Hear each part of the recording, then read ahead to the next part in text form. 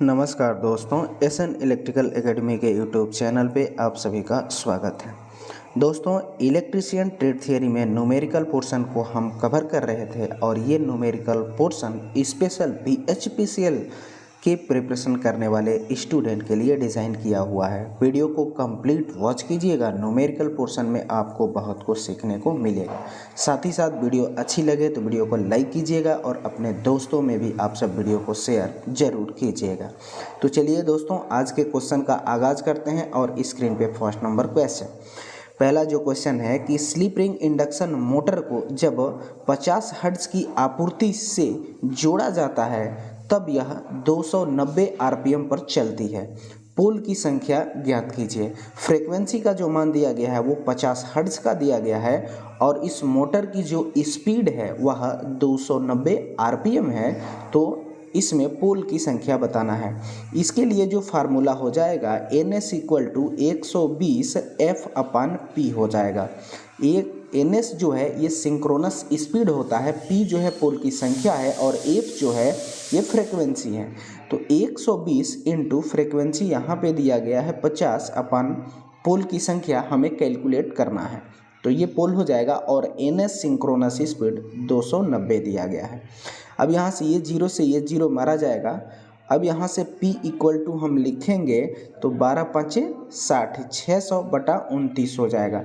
जब इसमें भाग दिया जाएगा 600 में 29 से तो 20.6 आएगा। राउंड फिगर में हम इसे 20 ही मानेंगे क्योंकि पोल की संख्या है। ऑप्शन नंबर सेकंड 20 बिल्कुल करेक्ट आंसर हो जाएगा। अगला क्वेश्चन, अगला जो क्वेश्चन है ये बहुत ही अच्छा क्वेश्चन है। ये जो क्वेश्चन है कि 4 पोल लैप बाउंड वाले डीसी जनरेटर में प्रति पोल उपयोगी फ्लक्स जो है 0.05 वेबर है। जब यह प्राइम मूवर की सहायता से 500 आरपीएम की गति पर चलाया जाता है तो उत्पन्न विद्युत वाहक बल ज्ञात करना है, यानी ईबी बैक ईएमएफ कैलकुलेट करना है। आर्मेचर चालक की संख्या जो है वो 400 दिया गया है। फार्मूला इसके लिए हो जाएगा EB = Φ/Zn/P/60A। फाई जो है फ्लक्स की संख्या है, जेड जो है चालक की संख्या है, एन जो है उस मोटर की स्पीड है, पी जो है पोल की संख्या है और ए जो है पैरेलल रास्तों की संख्या है।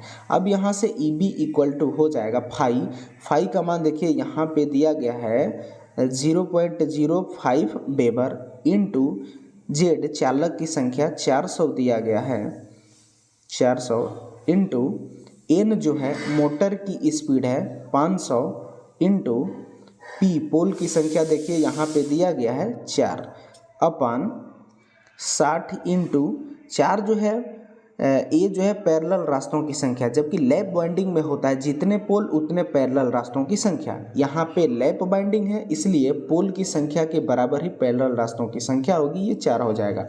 अगर लैप बाइंडिंग रहती लैप बाइंडिंग तो दिया है, अगर वेव बाइंडिंग रहती तो यहाँ पे 2 रखा जाता। क्यों? क्योंकि वेव बाइंडिंग में पैरेलल रास्तों की संख्या सिर्फ 2 ही बनती है, पोल चाहे कितने भी हों। अब यहाँ से ये पॉइंट हटाएंगे तो इंटू हम 100 लिख देंगे क्योंकि 2 अंक के बाद दशमलव है।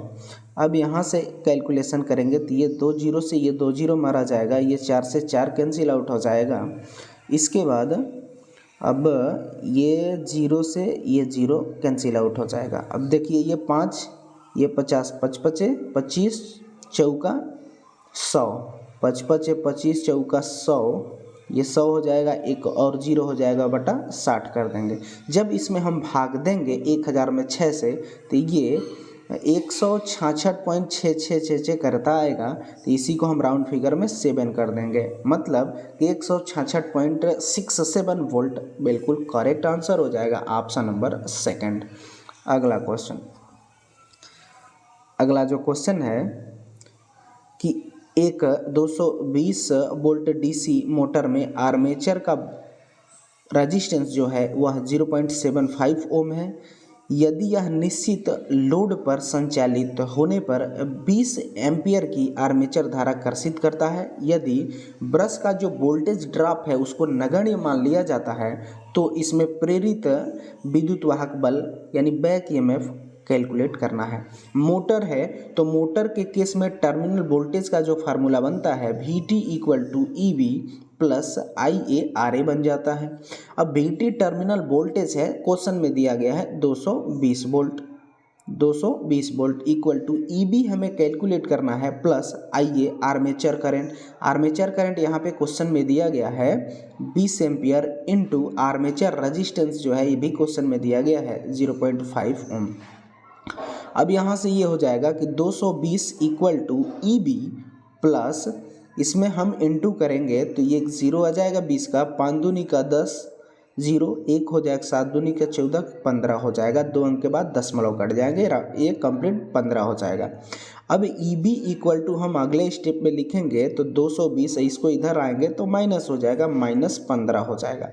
220 में से 15 माइनस करेंगे, जो आएगा वह 205 आ जाएगा। 205 वोल्ट इसका बैक EMF होगा, यानी ऑप्शन नंबर 3 बिल्कुल करेक्ट आंसर हो जाएगा।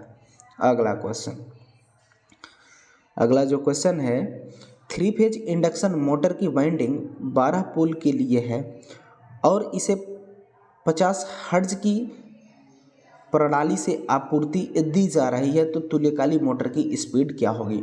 इस सिंक्रोनस मोटर में पोल की जो संख्या दिया गया है वो 12 दिया गया है। 3 फेज मोटर है, 50 हर्ट्ज की फ्रीक्वेंसी है, तो इसमें सिंक्रोनस स्पीड कैलकुलेट करना है। सिंक्रोनस स्पीड का formula NS equal to 120 F/P होता है। 120 इंटू F जो है ये फ्रीक्वेंसी है, क्वेश्चन में दिया गया है 50 अपान पोल, P जो है पोल है, पोल की संख्या 12 है, यहाँ से 12 हो जाएगा, ये 12 से 12 मारा जाएगा, 50 इंटू 10 500 हो जाएगा। यानी इस मोटर की जो स्पीड हमें प्राप्त होगी 500 होगी, जो कि ये सिंक्रोनस स्पीड होगी। ऑप्शन नंबर 4 बिल्कुल करेक्ट आंसर हो जाएगा। अगला क्वेश्चन, अगला जो क्वेश्चन है कि एक संधारित्र और प्रतिरोधक 50 वोल्ट और 50 हर्ट्ज की AC आपूर्ति से श्रेणी क्रम में जुड़े हैं। धारा 2 एम्पियर है और परिपथ में अपव्यय शक्ति जो है वह 80 वाट का है, तो प्रतिरोधक के प्रतिरोध की गणना कीजिए। रजिस्टर का रेजिस्टेंस की मान बताना है। अब यहाँ पे देखिए व्यय शक्ति जो है 80 वाट का दिया गया है और वोल्टेज जो है वो 50 का है, फ्रीक्वेंसी जो है वो 50 हर्ट्ज की है, AC सप्लाई है, सीरीज में रेजिस्टेंस लगे हैं, करंट का मान जो है वो 2 एम्पियर है। तो पावर व्यय का formula P equal to I² R हो जाएगा। P देखिए व्यय शक्ति जो है 80 दिया गया है, I² यानी I का मान जो है वो 2 एम्पियर दिया गया है, 2 का स्क्वायर इंटू R हो जाएगा। R इक्वल टू 80 अपान 2 दूनी का 4 हो जाएगा, 4 दूनी का 8 हो जाएगा। R का मान कितना मिला, 20 ओम मिला, यानी ऑप्शन नंबर 4 20 ओम बिल्कुल करेक्ट आंसर हो जाएगा। अगला क्वेश्चन, अगला जो क्वेश्चन है कि एक single phase 240 volt 50 hertz AC आपूर्ति से जुड़ने पर 16 ओम की प्रतिबाधा वाले प्रेरणिक परिपथ द्वारा कर्षित करंट का मान क्या होगा। वोल्टेज जो है वो 240 वोल्ट का है, फ्रीक्वेंसी 50 हर्ट्ज की है और प्रतिबाधा यानी प्रतिबाधा उसे हम बोलते हैं टोटल रेजिस्टेंस होता है, मतलब प्योर रेजिस्टेंस उसके बाद इंडक्टिव कैपेसिटिव नेचर दोनों को मिलाकर के टोटल रेजिस्टेंस जो बनता है वो इम्पीडेंस हो जाता है। यहाँ से हमें करंट ज्ञात करना है तो I इक्वल टू V/Z हो जाएगा। वोल्टेज जो है वो 240 वोल्ट का वोल्टेज है और टोटल रेजिस्टेंस जिसे हम प्रतिबाधा इम्पीडेंस बोल रहे हैं वो उसका मान जो है 16 है। इसको कैंसिल करेंगे, 4 का 16, 4 के 24, 60 हो जाएगा, अपान 4 15 चौका 60 हो जाएगा। 15 एम्पियर करंट का मान होगा। ऑप्शन नंबर 2 बिल्कुल करेक्ट आंसर हो जाएगा। अगला क्वेश्चन, अगला जो क्वेश्चन है कि 3 फेज समरूप कुंडलियाँ जिनमें से प्रत्येक की प्रतिबाधा जो है वो 12 ओम की है, वोल्टेज जो है 400 वोल्ट का है, फ्रीक्वेंसी 50 हर्ट्ज है, 3 फेज आपूर्ति से डेल्टा संयोजन में जुड़ी हुई है, तो लाइन धारा का मान कैलकुलेट करना है। डेल्टा कनेक्शन में जो होता है लाइन वोल्टेज जो होता है वो फेज वोल्टेज के बराबर होता है और लाइन करंट जो होती है वो √3 फेज करंट के बराबर होती है। अब इसमें क्या करेंगे कि हमें लाइन करंट पूछा गया है, तो लाइन करंट इक्वल टू हम निकालेंगे तो लाइन वोल्टेज अपन रजिस्टेंस। अब यहाँ पे लाइन वोल्टेज जो है बनाएंगे तो 400 इंटू √3 हो जाएगा, कंप्लीट लाइन वोल्टेज हो गया। और इसकी प्रतिबाधा यानी रजिस्टेंस 12 का दिया है। जब इसमें हम आगे कैलकुलेट करेंगे तो ये 400 हो जाएगा, 1.732 √3 का मान रखेंगे अपन 12 हो जाएगा। अब इसको जब आगे हल करेंगे तो 400 में इससे इंटू करेंगे तो ये हो जाएगा 692.8 अपन 12। जब इसमें हम भाग देंगे तो भागफल आएगा 57.7, यानी ऑप्शन नंबर 4 57.73 एम्पियर बिल्कुल करेक्ट आंसर हो जाएगा। अगला क्वेश्चन, अगला जो क्वेश्चन है सेम वही क्वेश्चन रिपीट हो गया है।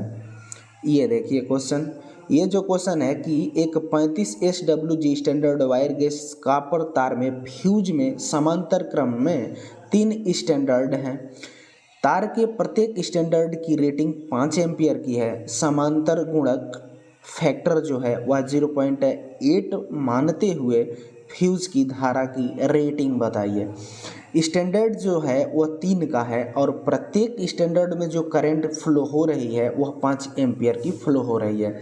तो पहले हम पैरेलल रास्तों की संख्या निकालेंगे तो multiplying factor 8 into total standard rating 5 ampere हो जाएगी।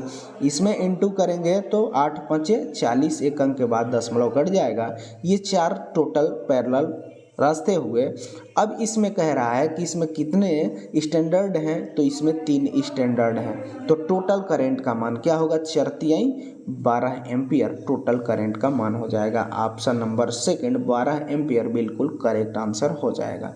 अगला क्वेश्चन, अगला जो क्वेश्चन है कि यदि किसी प्रतिरोधक पर रंग बैंड कलर बैंड भूरा, बैगनी, नारंगी और सुनहरा है क्रम में है तो प्रतिरोधक का मान ज्ञात कीजिए। इसके लिए शॉर्ट ट्रिक होता है B Roy, great Britain, very good wife. ये जो है ये ब्लैक है, ब्राउन है, रेड है, ऑरेंज है, येलो है, ग्रीन है, ब्लू है, वायलेट है, ग्रे है और ये वाइट है। यहाँ से 0 1 2 3 4 5 6 7 8 9 ये कलर कोड हो गए। अब यहाँ से क्वेश्चन में देखिए यहाँ पे दिया गया है भूरा। भूरा पहला जो होता है ब्लैक, दूसरा जो होता है ब्राउन। तो ब्राउन कितने नंबर का है, 1 नंबर का है। इसके बाद क्या है बैगनी। बैगनी यहाँ देखिए वायलेट 7 नंबर पर है तो 7 हो जाएगा इंटू 10⁻। अब तीसरा कलर जो है वो ऑरेंज है। ऑरेंज देखिए ओ ऑरेंज 3 नंबर 3 हो जाएगा। प्लस माइनस टॉलरेंस होता है। टॉलरेंस में सुनहरा है, सुनहरा का मतलब होता है गोल्ड। तो गोल्ड में जो टॉलरेंस होता है 5% का होता है, सिल्वर में 10% का होता है और नो टॉलरेंस में 20% का होता है। अब यहाँ से आगे कैलकुलेट करेंगे तो ये 17 पे 000 आ जाएगा, प्लस माइनस 5% हो जाएगा। और देखिए टॉलरेंस ही आपको अगर पता होगा तो इस क्वेश्चन का आप आंसर कर सकते हैं। सिर्फ एक ही ऑप्शन में 5% का है, तो ऑप्शन नंबर 1 बिल्कुल करेक्ट आंसर हो जाएगा। अगला क्वेश्चन, अगला जो क्वेश्चन है 17 नंबर कि ब्रिज परिपथ से जुड़े एक चालक SCR cell controlled rectifier 20 ampere की एनोड धारा वहन करता है। यदि गेट धारा विफल हो जाती है तो गेट धारा 0 हो जाती है तो चालक SCR की एनोड धारा ज्ञात कीजिए। एनोड धारा हमें कैलकुलेट करना है और इसमें गेट से जो करंट फ्लो हो रही है वो विफल हो जा रही है, तो फिर एनोड करंट का ही मान क्या होगा। तो जो एनोड करंट पहले है वही एनोड करंट रहेगी, क्योंकि गेट से जो कंट्रोलिंग हो रहा है वो विफल हो जा रहा है, कंट्रोल नहीं हो पा रहा है। तो ये 20 एम्पियर एनोड धारा ही SCR की एनोड करंट हो जाएगी। यानी ऑप्शन नंबर जो है 4 बिल्कुल करेक्ट आंसर हो जाएगा। SCR का मतलब होता है सिलिकॉन कंट्रोल्ड रेक्टिफायर। ये थायरिस्टर परिवार का सदस्य होता है। अगला क्वेश्चन। तो दोस्तों इस वीडियो में हम इतने ही क्वेश्चन को रखते हैं। वीडियो अच्छी लगे तो वीडियो को लाइक कीजिएगा और अपने दोस्तों में भी आप सब वीडियो को ज़रूर शेयर कीजिएगा। जो भी स्टूडेंट चैनल पे पहली बार होंगे प्लीज़ चैनल को सब्सक्राइब जरूर कर लेंगे, साथ ही साथ बेल आइकन को भी प्रेस कर लेंगे। तो चलिए इस वीडियो में बस इतना ही, तब तक के लिए bye bye, take care, thanks for watching this video.